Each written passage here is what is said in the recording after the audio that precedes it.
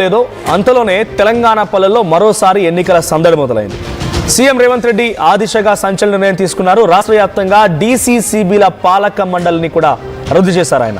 రాష్ట్ర సహకార కేంద్ర బ్యాంక్, జిల్లా సహకార కేంద్ర బ్యాంకులను కూడా, వ్యవసాయ ప్రాథమిక సహకార సంఘాలను కూడా రద్దు చేశారు.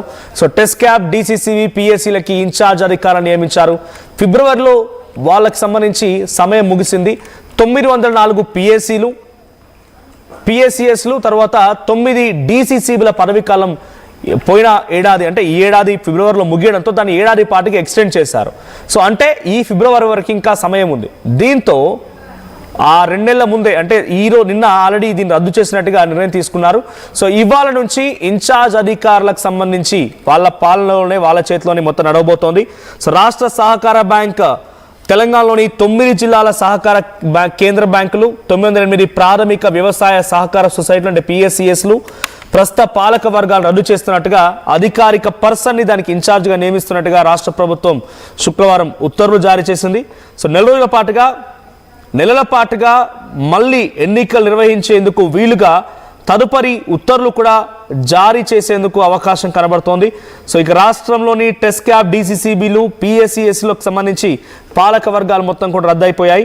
సో ఫిబ్రవరి 14న వాళ్ళ పదవీకాలం ముగుస్తోంది. గత ఫిబ్రవరి 14లోనే వాళ్ళ పదవీకాలం ముగిసినప్పటికీ ఏడాది పాలంగా ఎక్స్టెండ్ చేశారు. ఆ తర్వాత వాటినే ఇన్ఛార్జ్లకు సంబంధించి, ఈ రోజు నుంచే వాటిని ఇన్ఛార్జ్లకు సంబంధించి ఇవ్వనున్నారు. ఆ గడువు ముగిసిన తర్వాత ఆగస్టు 14 వాటికి నిరవధికంగా పొడిగింపు ఇచ్చేందుకు ఆ సమయంలో అభియోగాలన్నీ కూడా కొన్నింటి పక్కన పెట్టి వాటిని ఇవ్వడం జరిగింది. సో ఇప్పుడు జరిగేటువంటి ఈ అధికారిక ఇన్ఛార్జ్లకు సంబంధించి కూడా సేమ్ బాధ్యతలు ఉంటాయి. కానీ కొత్తగా వరించేటువంటి వారు చూస్తూ ఉంటే, ఈసారి కాంగ్రెస్ పార్టీ నాయకులు ఎవరైతే సర్పంచ్ ఎన్నికల్లో పోటీంచాలని ఆలోచన చేసిన వారు, లేదంటే క్షేత్రస్థాయిలో కాంగ్రెస్ పార్టీ కోసం కష్టపడ్డవారు, కాంగ్రెస్ పార్టీ కోసం అహర్నిశలు కృషి చేసి ఈరోజు కాంగ్రెస్ పార్టీ అధికారులు రావడం కోసం క్షేత్రస్థాయిలో ఎమ్మెల్యేలకు సపోర్ట్ చేస్తున్నవారు, వారందరికీ ఇప్పుడు పదవులు రాబోతున్నాయి. 9 డీసీసీబీల పదవీ కాలానికి సంబంధించి ముగియడంతో, అంటే ఈ ఫిబ్రవరి కల్లా ముగియడంతో, నెక్స్ట్ వచ్చేటువంటి సంవత్సరం ఫిబ్రవరి కల్లా ముగియడంతో 2 నెలల ముందే రద్దు చేశారు. అంటే అటు ఇటుగా 1000 మందికి కొత్త పదవులు రాబోతున్నాయి. 1000 మందికి కొత్త పదవులు రాబోతున్నాయి. సో పాలక వర్గాల స్థానంలో నామినేటెడ్ ఇన్ఛార్జీలను కూడా నియమించింది. సో ఆయా పాలక వర్గాల న్యాయస్థానాన్ని ఆశ్రయించగా వాటిని కొనసాగించేందుకు అనుమతి కూడా ఇచ్చారట. ఈ నేపథ్యంలో టెస్ట్ క్యాబ్, డీసీసీబీల, పిఎస్సిఎస్లకు సంబంధించి భవితవ్యం పైన ప్రభుత్వం దృష్టి సారించింది. రాష్ట్రంలోని 33 జిల్లాలకు 9 డీసీసీబీలే ఉన్నాయి. కేంద్ర ప్రభుత్వం మండలానికో సహకార సంఘం ఏర్పాటు చేయాలని అన్ని రాష్ట్రాల ప్రభుత్వాలకి ఆదేశాలు జారీ చేసింది. అయితే రాష్ట్రంలో దాదాపుగా 200 మండలాల్లో పిఎస్సిఎస్లు లేవు. ఈ నేపథ్యంలో రాష్ట్రంలోని డీసీసీబీలు, పిఎస్సిఎస్లకు సంబంధించి జిల్లాలు, మండలాలకు అనుగుణంగా పునర్వ్యవస్థీకరించాలని చెప్పి ప్రభుత్వం నిర్ణయించిందట. ఈ కసరత్తులో భాగంగానే టెస్ట్ క్యాబ్, తర్వాత డీసీసీబీలకు సంబంధించి పాలక వర్గాలు రద్దు చేసింది.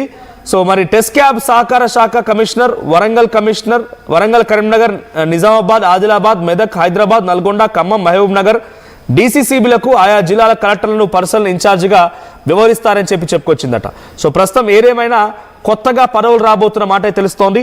సో దీనికి సంబంధించి మరిన్ని అప్డేట్స్ మా ప్రతినిధి మధు ఫోన్లను సిద్ధంగా ఉన్నారు. మధు, సో టెస్ట్ క్యాబ్, డీసీసీబీ అండ్ పిఎస్సిఎస్లకు సంబంధించి వాళ్ళ పదవి ఇంకా ఉంది, ఇంకో 2 నెలల పాటుగా ఉంది. అంతలోనే వాళ్ళ పదవుల నుంచి రద్దు చేయడం ఎలా చూడాలి? సో దీని తర్వాత ఎటువంటి యాక్షన్ ఉండబోతోంది? సో కొత్తగా ఎన్ని పదవులు రాబోతున్నాయి మరి?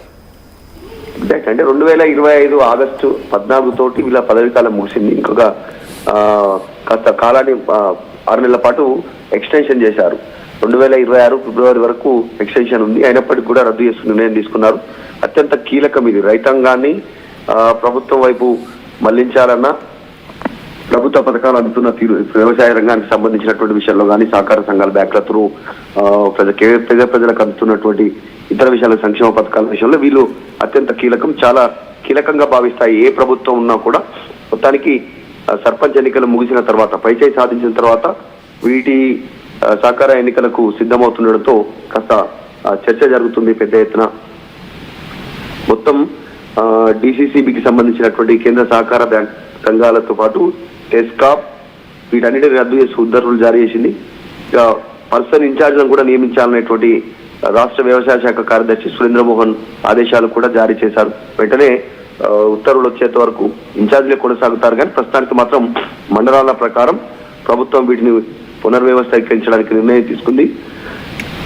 రాష్ట్రంలో ఉన్నటువంటి 9 ఉమ్మడి జిల్లాల సహకార కేంద్ర బ్యాంకులకు సంబంధించి ప్రాథమిక వ్యవసాయ సహకార సంఘాలకు ఎన్నికలు జరిగినటువంటి సిచ్యువేషన్ 2020లో మాత్రమే ఉంది. ఇప్పుడు మళ్ళీ ఎన్నికలు జరగనున్నాయి వీటికి సంబంధించి. సో ప్రభుత్వం తీసుకున్న కీలక నిర్ణయం ప్రస్తుతం చర్చనీయాంశంగా మారింది. నామినేటెడ్ పద్ధతిలో పాలక వర్గాలను ఏర్పాటు చేయాలనేటువంటి ఆలోచనతో కూడా రాష్ట్ర ప్రభుత్వం ఉన్నట్టుగా చర్చ అయితే కొనసాగుతుంది. ప్రభుత్వం తీసుకున్న నిర్ణయంతో ఒకసారిగా చర్చ కొనసాగుతోంది. అంటే మధు, జనరల్గా వీటికి కొన్ని ఎలక్షన్స్ కూడా ఉంటాయి కదా, ఆ ఎలక్షన్స్ ఉండవైక డైరెక్ట్గా నామినేట్ పద్ధతిలో ఉంటుందా? నామినేటెడ్ పద్ధతిలో నిర్వహించాలనేటువంటి ఆలోచన కూడా ప్రభుత్వం చేస్తుంది ప్రస్తుతానికి. అది చూడాలి. ఈ ప్రభుత్వం తీసుకున్నటువంటి సంచలన నిర్ణయం చర్చనీయాంశం అవుతా ఉంది. దీనికి సంబంధించి ఇంకా 2 నెలల సమయం ఉంది. వాస్తవానికి ఇది డిసెంబర్ ఎండింగ్ టైం, కానీ జనవరి, ఫిబ్రవరి దాదాపు ఇంకొక 2 నెలల సమయం ఉంది. ఫిబ్రవరి 14 వరకు టైం ఉంది.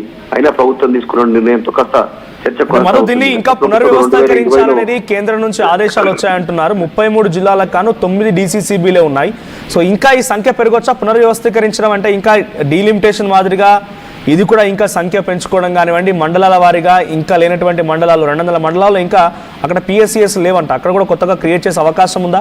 సో దీని ద్వారా అధిక సంఖ్యలో నిజంగా నామినేట్ పద్ధతిలోనే దీని కనుక ఇవ్వాల్సి వస్తే దాదాపుగా అన్నీ కూడా కాంగ్రెస్ పార్టీకి సంబంధించిన నాయకులకు, కార్యకర్తలకి, వాళ్ళకు ఉన్నటువంటి క్షేత్రస్థాయిలో నాయకులకు వచ్చే అవకాశం ఉంది.